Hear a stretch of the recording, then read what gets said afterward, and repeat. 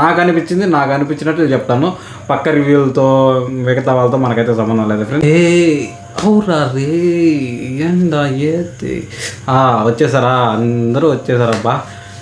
ఈరోజు కూలీ movie review ఏంటో మనం చూద్దాము. కూలీ మూవీ రివ్యూ అంటే ఇది రివ్యూ అని చెప్పలేము, కానీ నాకు మూవీ చూస్తున్నంతసేపు ఎలా ఫీలింగ్ ఉంది, నా ఫీలింగ్ ఏంటి మీతో అయితే ఎక్స్ప్రెస్ చేయబోతున్నాను. నాకైతే మూవీ కొంచెం కొన్ని మైనస్లు ఉన్నా కానీ మూవీ అయితే ఓవరాల్గా గుడ్ అనిపించింది. నాకైతే చాలా బాగా నచ్చింది. మూవీలో ఉండే ప్లస్ పాయింట్ల గురించి మాట్లాడుకుంటే, మూవీలో ఉండే ప్లస్ పాయింట్లు వచ్చేసరికి మెయిన్ ప్లస్ పాయింట్ వచ్చేసరికి లోకేష్ కనకరాజు, అనిరుద్ధ్, ఇంకా రజనీకాంత్, ఇంకా నెక్స్ట్ ఇంకా సత్యరాజ్ గారు, ఇంకా శృతి హాసన్ గారు, మన మలయాళం మంజుమల్ బాయ్స్ క్యారెక్టర్ ఉన్నారు కదా, ఆ క్యారెక్టరైజేషన్, మన ఉప్పి సార్ ఉపేంద్ర గారు, ఇంకా నెక్స్ట్ అమీర్ ఖాన్ గారు, వీళ్ళందరూ మెయిన్ ప్లస్ పాయింట్స్.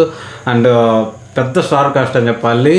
మెయిన్ పిల్లర్గా నిలిచింది మాత్రం మన నాగార్జున గారే. విలన్ రోల్లో అయితే అద్దరు కొట్టేశారని చెప్పాలి.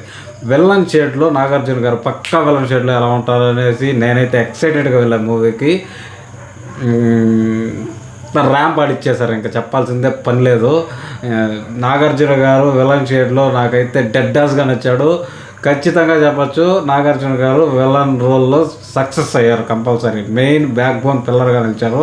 ఇంకా నాగార్జున గారి కింద ఉండే క్యారెక్టర్ ఉంది కదా మంజుమల్ బాయ్స్లో, ఆయన పేరు నాకు సరిగ్గా గుర్తులేదు.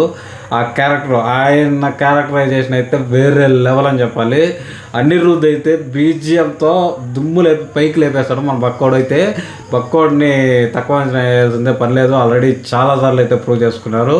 ఈసారి అయితే ఈ మూవీలో కూడా అద్దరు కొట్టి దుమ్ము లేపేస్తాడని చెప్పాలి. ఇంకా రజనీకాంత్ గారి యాక్షన్ కానీ, ఉపేంద్ర గారి యాక్షన్ కానీ, అమీర్ ఖాన్ మనకి కొంచెం సమయం అంటాడు కానీ ఉపేంద్ర సార్ కొంచెం లెంత్ క్యారెక్టరు, సత్యరాజ్ గారి క్యారెక్టర్, ఈ క్యారెక్టరైజేషన్లో ఇంకా స్క్రీన్ ప్లే లోకేష్ కనకరాజు ఒక బ్యాక్ బోన్ లాగా ఈ మూవీకి అయితే నిలబడ్డారు. మెయిన్ పిల్లర్ లాగా లోకేష్ కనకరాజు గారి స్క్రీన్ ప్లే ఖైదీ తర్వాత ఇంకా ఎక్సలెంట్గా నచ్చింది. ఖైదీ, విక్రమ్ తర్వాత ఉండేదైతే ఈ మూవీ అని చెప్పాలి ఖచ్చితంగా. కూలీ మూవీ స్క్రీన్ ప్లే ఆ లెవెల్లో ఉంది. స్క్రీన్ ప్లే మాత్రం అదిరిపోయిందని చెప్పాలి. నాకు భయంకరంగా నచ్చింది స్టోరీ టెల్లింగ్ అని. ఇంకా నెక్స్ట్ ఫ్యాక్ట్స్, ఇంకా ఈ మూవీ యొక్క మైనస్ పాయింట్ల విషయానికి వస్తే, నేను చాలా ఎక్స్పెక్ట్ చేశాను ఫ్రెండ్స్. అంటే ఎక్కువ ఎక్స్పెక్ట్ చేసి వెళ్ళాను. అంటే భాషా మూవీ టైప్లో, అంటే ఫ్లాష్ బ్యాక్ అయితే ఉంటుందని. నెక్స్ట్ స్టోరీ ఇంకా కొంచెం డెప్త్కి వెళ్ళి ఉంటే బాగుంది అనిపించింది నాకు.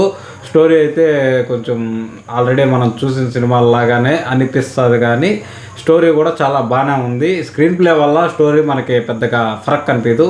స్క్రీన్ ప్లే అదిరిపోయింది కాబట్టి